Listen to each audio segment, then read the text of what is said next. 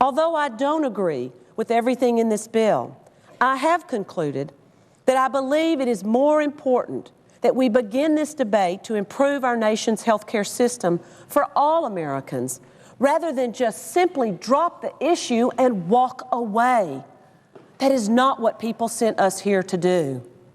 Attempts by the National Republican Party and other conservative groups to portray this as a vote for or against this particular health care reform bill is untrue, and it's deliberately misleading.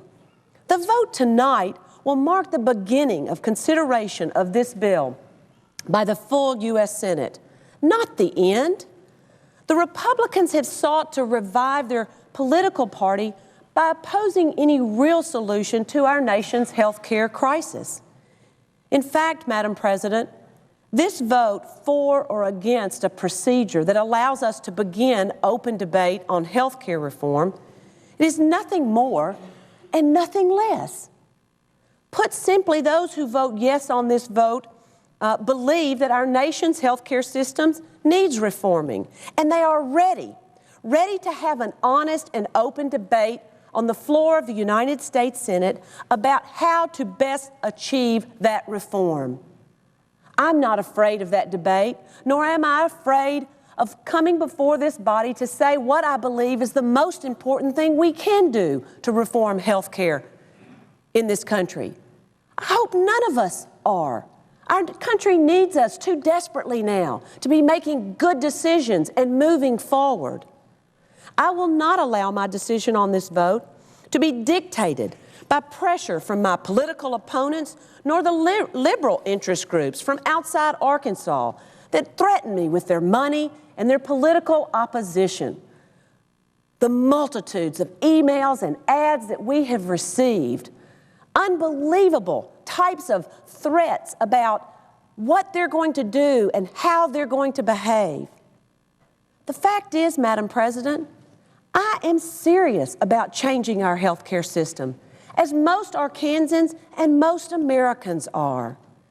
I am not with those who seek to avoid the debate, nor with those who use political attacks to achieve their narrow goals. I will vote in support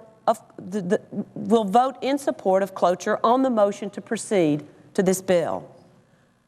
But, Madam President, let me be perfectly clear.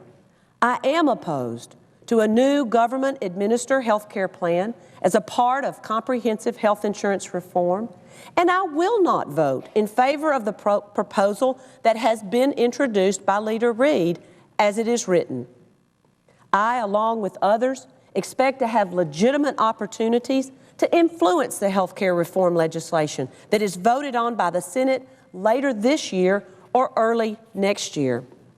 I am also aware that there will be additional procedural votes to move this process forward that will require 60 votes prior to conclusion of the floor debate.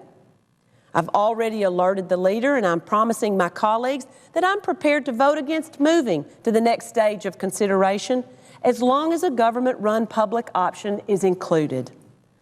The public option as a part of health insurance reform has attracted far more attention than it deserves.